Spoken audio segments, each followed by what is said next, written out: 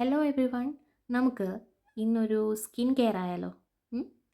അപ്പോൾ ഇതിനായിട്ട് ഞാൻ ഫേസ് ഒക്കെ നല്ല രീതിയിൽ വാഷ് ചെയ്തിട്ടുണ്ട്. ഇനി നമുക്കൊന്ന് സ്ക്രബ് ചെയ്യാം. സ്ക്രബ് ചെയ്യാനായിട്ട് യൂസ് ചെയ്യുന്നത് അരിപ്പൊടിയാണ്.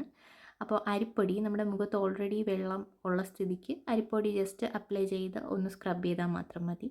ഞാനിവിടെ വളരെ ജെൻറ്റിലായിട്ടാണ് സ്ക്രബ് ചെയ്യുന്നത്. ഇത് കാണുമ്പോൾ ഞാൻ മുഖം ഇട്ടിട്ട് ഉരയ്ക്കുന്നത് പോലെ തോന്നും, ബട്ട് ആക്ച്വലി ഞാൻ വളരെ ജെൻറ്റിലായിട്ടാണ് ഇത് അപ്ലൈ ചെയ്ത് സ്ക്രബ് ചെയ്യുന്നത്. അപ്പം നമ്മൾ സ്ക്രബ് ചെയ്യുമ്പം മുഖം ഇട്ട് ഉരച്ച് ഫേസ് അല്ലെങ്കിൽ സ്കിന്ന് ഡാമേജ് ചെയ്യുന്ന രീതിയിൽ ഒന്നും ചെയ്യരുത്. ആൻഡ് നെക്കും സ്കിപ്പ് ചെയ്യാൻ പാടില്ല.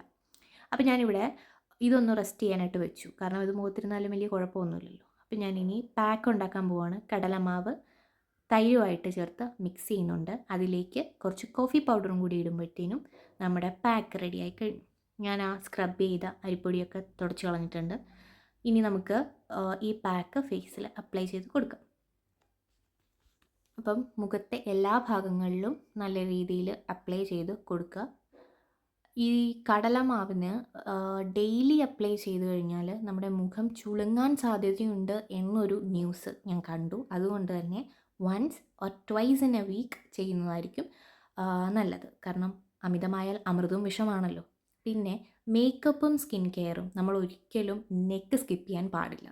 ഒരു ഈവൻ ടോൺ നഷ്ടമാകും. സോ നമ്മൾ എല്ലാം അപ്ലൈ ചെയ്ത് കൊടുത്തിട്ട് ഞാനിവിടെ വെയിറ്റ് ചെയ്യാണ്.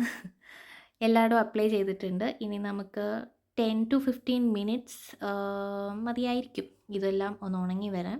അപ്പോൾ ദേ ഞാൻ 20 മിനിറ്റ്സ് എടുത്തിട്ടുണ്ട്, പക്ഷേ ഇപ്പോഴും ഉണങ്ങിയിട്ടില്ല, വേനലിൻ്റെയാണ്. അപ്പം ഇതൊന്ന് വാഷ് ചെയ്ത് നോക്കിയപ്പോഴത്തേനും പ്രകടമായ മാറ്റങ്ങൾ ഉണ്ടോ എന്ന് ചോദിച്ചാൽ എനിക്കറിഞ്ഞൂടാ. നിങ്ങൾ നോക്കിയിട്ട് പറയുക. ഇതൊരു ഫസ്റ്റ് ഡേ അല്ലേ, സോ അതിനത്രേ കാണുള്ളൂ. അപ്പോൾ ഇനി അടുത്ത വീഡിയോയിൽ കാണാം. Till then bye.